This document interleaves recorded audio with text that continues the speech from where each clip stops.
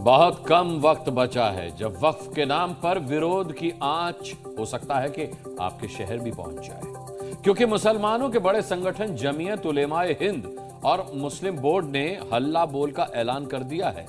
वक्फ कानून के लागू होने के बाद अब मुस्लिम कल से सड़कों पर उतरेंगे, लेकिन मुसलमानों के शांतिपूर्ण प्रदर्शन से दिक्कत नहीं है किसी को, बल्कि डर है उन मुट्ठी भर कट्टरपंथियों से जो प्रदर्शन की आड़ में माहौल खराब करने की मंशा रखते हैं। और वक्फ पर इस घातक तैयारी का ट्रेलर तो अभी से दिखने लगा है, क्योंकि कुछ मुसलमान मरने और मारने और इसके अलावा देश को शाहीन बाग बनाने की धमकी देने पर उतर आए हैं। काला कानून वापस लो।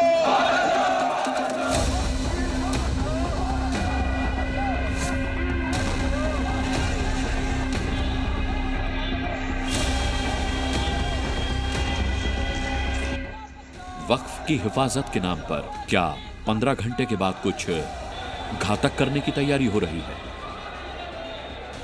ये बिल जो है बहुत घातक है। ये बिल जो है बहुत घातक है। वक्फ कानून को घातक बताकर हिफाजत ब्रिगेड क्या अब देश में बवाल की स्क्रिप्ट लिख रहा है?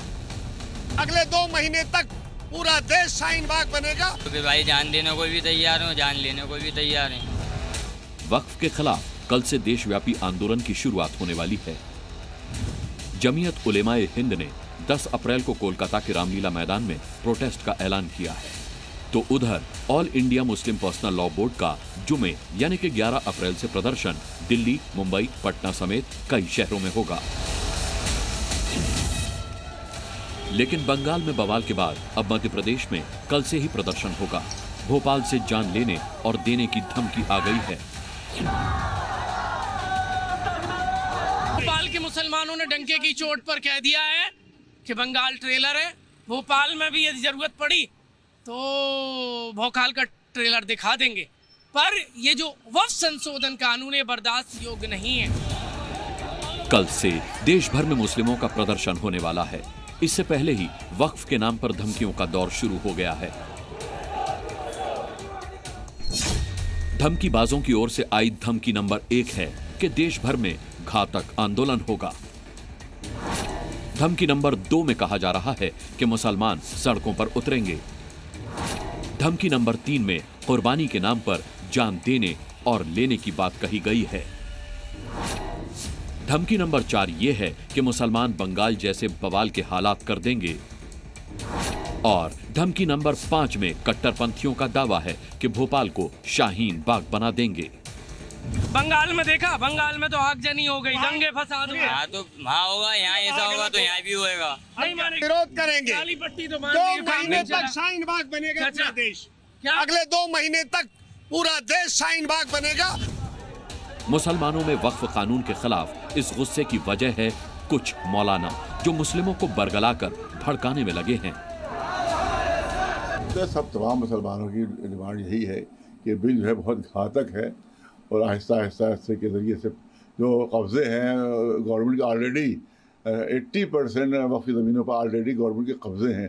ये पूरा खेल उसी के लिए किया गया है कि ताकि वो कब्जे बरकरार रहे और ये सब छीन लिया जाए मुसलमानों से।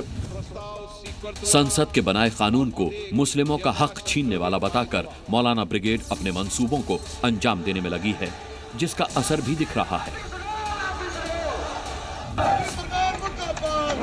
उत्तराखंड के रुड़की में मुस्लिम सेवा संगठन के लोगों ने वक्फ कानून लागू होने के बाद विरोध जताया। प्रदर्शन को देखते हुए मौके पर भारी पुलिस फोर्स भी तैनात की गई थी। इस प्रदर्शन में प्रदर्शनकारी राष्ट्रपति के नाम ज्ञापन सौंपकर चले गए। ये कानून सिर्फ संख्या बल के आधार पर भाजपा और आरएसएस संघ की सरकार ने कराया है। हम इस कानून की मुखालफत के लिए यहाँ इकट्ठे हुए हैं। ये भी चिंगारी है जो 16 बनेगी और 16 बन के पूरे देश में फैलेगी और सरकार को वापस आना पड़ेगा।